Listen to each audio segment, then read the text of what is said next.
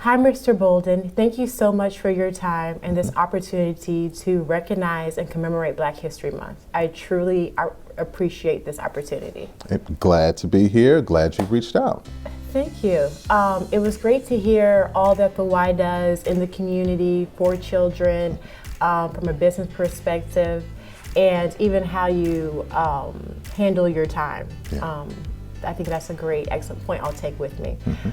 With that being said, we know a little bit about you from your blogs, that we love to read. Yeah. And but do you mind telling us some key things about yourself that really highlight your values, who we are, and you being our local Black history figure in the community? Okay.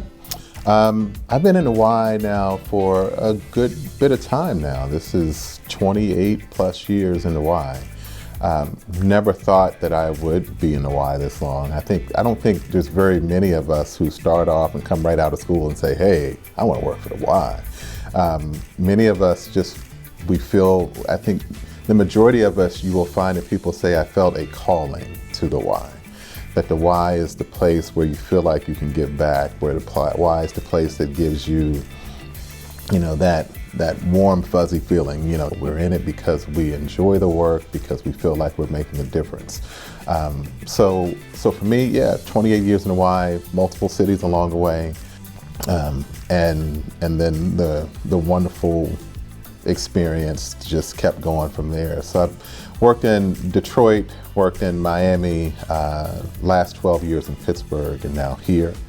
And along the way, I think I've had an opportunity to work with some really phenomenal people who have invested in me, especially some of the, as we would call them in the Y, some of the kind of African American, the legends who have paved the way to make sure that me and others like me can have an opportunity to be here and to lead the Ys that we do.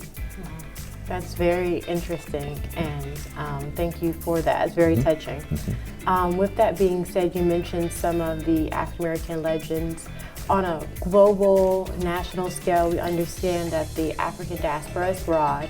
What national figure resonates with you, that inspires you, motivates you, kind of keeps you going, things in perspective?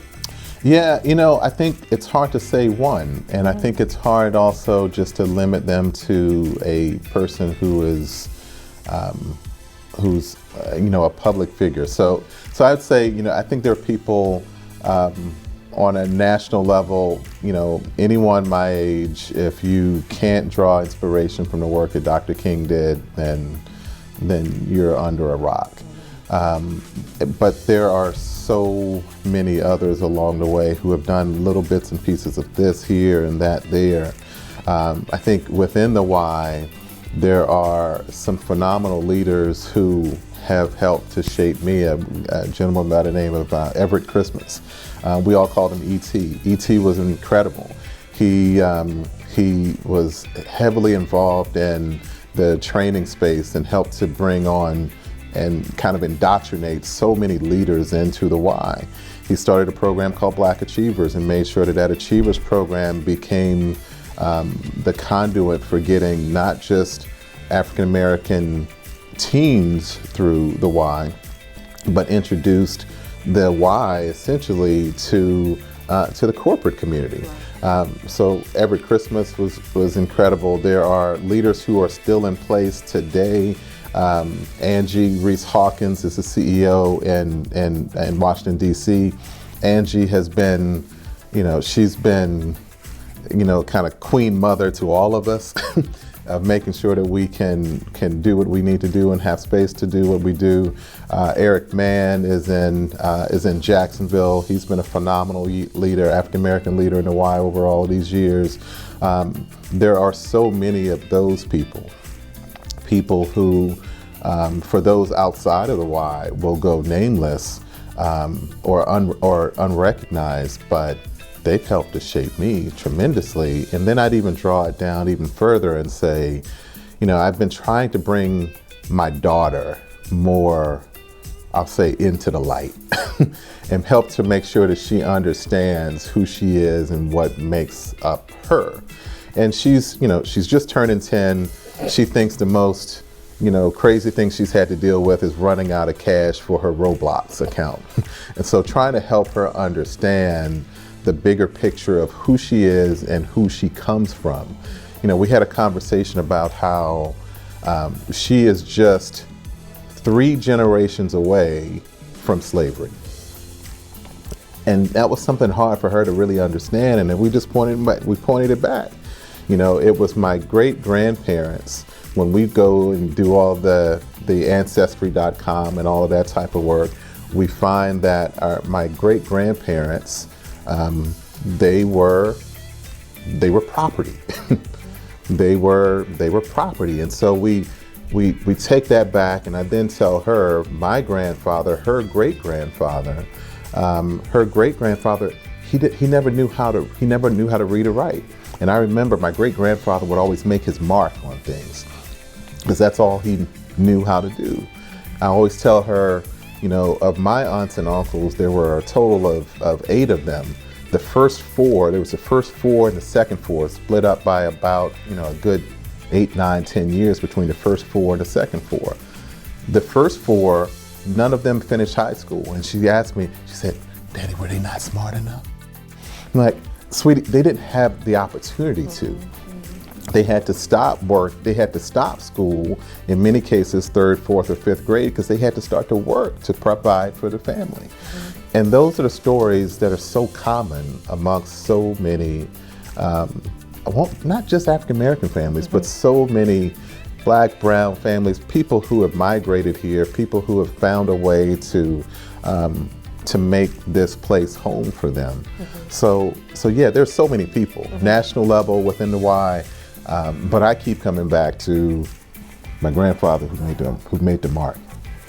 And that is so powerful. That's actually my next question. And that's one thing my mom always says, that it's great to have celebrities that you admire, or the activists, or the scientists, but she says there's something to be said about the everyday hero, the person that is tangible, the person that you can pick up the phone and call, your parents. Right. Yeah. And so when you talk about your daughter, as I sit across from you, I think about my own dad and how he was the first person in his family to obtain a college degree. Yeah. And your story is very similar to my family, being from Memphis, Tennessee. And I'm proud that he didn't just get a college degree, then he went on to law school. Yeah. And so, I have so many people in my family, so many friends that say, what inspired you to be an attorney? And I truly believe, but for the grace of God, there goes I, that it was the path that my father tread, and I don't know how he overcame what he overcame. I understand I come from a praying family, and I have great aunts, great grandparents, a phenomenal mother, and a very prayerful father. So your story, like you said, is I think anyone who just wants a slice of the American pie can relate to humble beginnings, and folks that kept going, and we all depended upon one another. And I'm sure your concerns about your own daughter, probably the concerns my own father had about me at one time. Absolutely. That wonders, you have all this stuff, we were raised so differently, it doesn't resonate.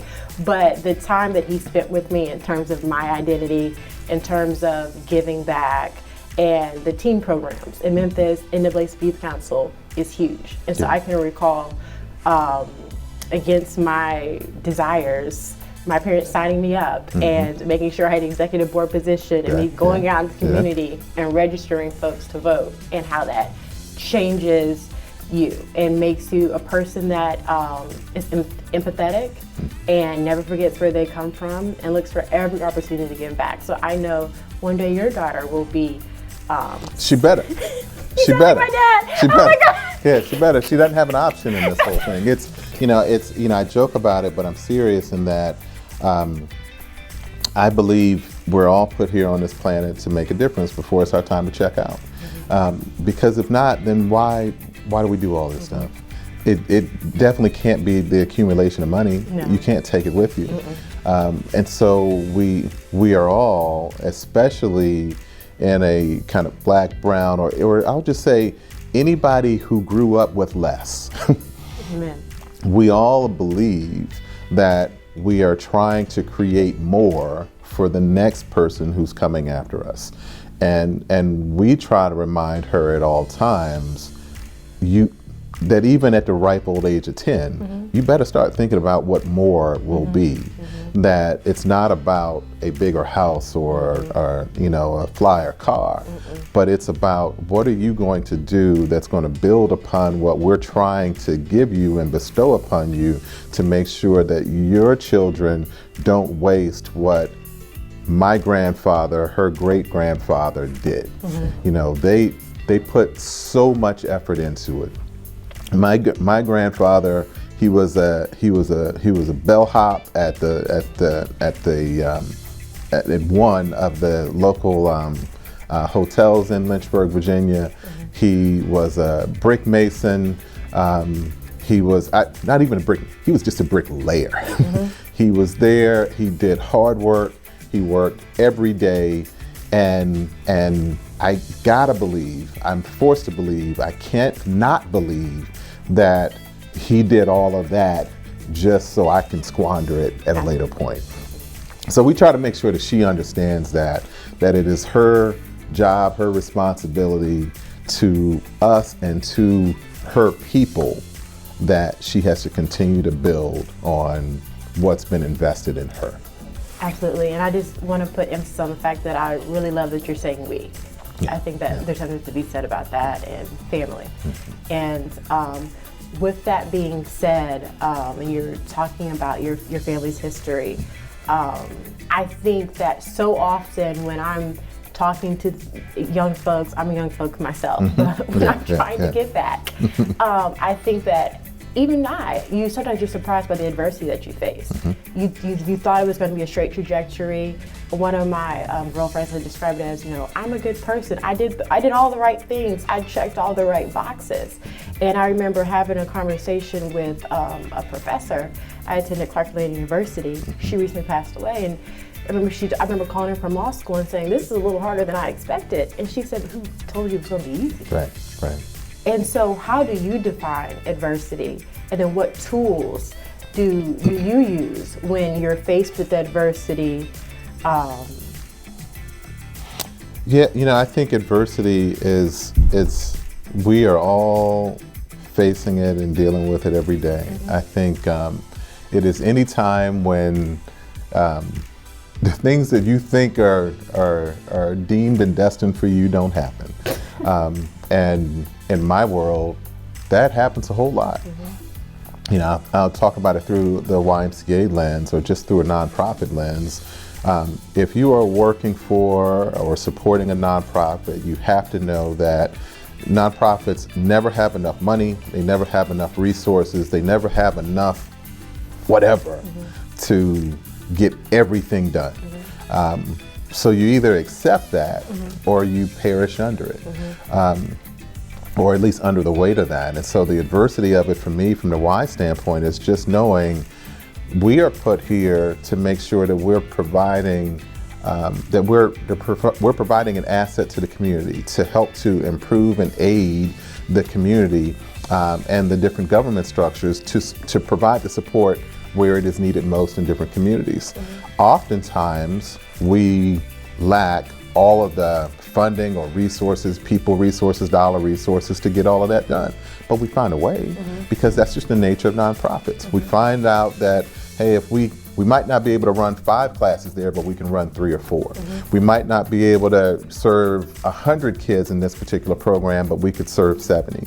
So you always try to find that way of making sure that you can still advance the ball. You may not be able to throw it all the way down the field, but you can still find ways to advance the ball. But I try to help a little bit here and there to all the different people that you see coming. But the frustrating thing for me at times is just realizing that you just can't help everybody. But that's where you have to realize and hope that we are a village, a neighborhood, a community of people who hopefully are focused on making sure that this community gets better. and you can define it in lots of different ways, and that we all find our own unique ways to give back, pitch in, and lean in. So yeah, it's, I find the frustrations along the way. I find them both within the Y. I find them both outside. And I think that of how you deal with that, that's the adversity. That's what we all struggle with. But it's all about, what do you do with it? Do you kind of cower under the weight of it, or do you find a way to do just a little bit that you can? I think we all stay in the ring, as a family member would say, and I really appreciate the feedback that you just shared. It kind of reminds me of what my mom always says, that in the South, of course, you grew up cooking from a tender age. And she always says that it's something to be said about learning how to cook with what you have in the house. Yeah, right. The community. Right. And everyone has a part to play, and everyone has something to give back. And so with that being said, what would you like to say to the young folks out there that are trying to make a difference, that are travailing, that are hungry, humble, and have a certain value in terms of community? Yeah, a couple things. I think number one, have a plan. I talk about this with a lot of our younger leaders all the time. I think you have to have a plan with what you want to accomplish in life. Now, that's real easy to say, because unfortunately I'd like to still call myself young, but there's a lot of people who don't call me young anymore. And I wish I would have been as planful when I first started. But I think you got to have a plan for how you're trying to navigate yourself professionally, and then that dovetails with how you're trying to live your life, obviously personally. And I just run into a lot of our younger leaders who are passionate about the work that they're doing, but they're doing that work kind of without a rudder, or maybe a limited rudder, that the only rudder that's there is they've got a financial rudder of understanding what they're trying to earn, but not the rudder of understanding what they're trying to do and the impact that you're trying to make. So I think you've got to have that plan. And then the second piece is really tied to the first, which is just a little bit of advice. I was thinking back over people who I've known in the Y since I first started, and we've formed these friendships over the better part of 30 years. And over that 30-year point in time, we've worked for each other, we've worked with each other, we've hired each other, back and forth. All these different relationships have been in place. And we've experienced the personal side of all of our lives also. We've gone to all the different weddings, and we've gone to the baby showers. And so you start to see all of these people through a much broader lens than just what we do. But now we're in this next phase where we're going to funerals. So the second part of advice is, just don't waste time. It's too valuable. But it ties back into that first point. If you have a plan, it helps to make sure that you're not wasting time, that you're not wasting time in your life, that you're not wasting time with the impact that you can make on others and within the community, that if you believe that your community is strong, that your community has the resources that are foundational to making that community thrive, and it just needs a little bit more to get over the hump, to get over the edge, and you want to spend that time to invest in that, then don't waste the time. Don't waste the time with things that might be frivolous, because you will look back on it 20 to 25 years later and say, where did the time go? So have a plan and don't waste your time. Thank you very much. I have a million questions I could ask you. We could be here just block out your schedule. But I wanted to keep it light, and thank you so much. Thanks for reaching out. This was fun. I think we've got to find ways to to lift up others in any type of way that it happens. And you know, I always talk about it with these First Friday messages I send out. We get good readership, and we love the fact that so many people are connecting with it. But I love the 1 or 2 stories that I get that shows from the person who was really touched by it in one way or another. And so when we do stuff like this, even if it only reaches one who really hears a message and gets something from it, then it's time well worth it. Absolutely. All right. Yes, sir. Thank you. Thank you. Right. Thank you for your time.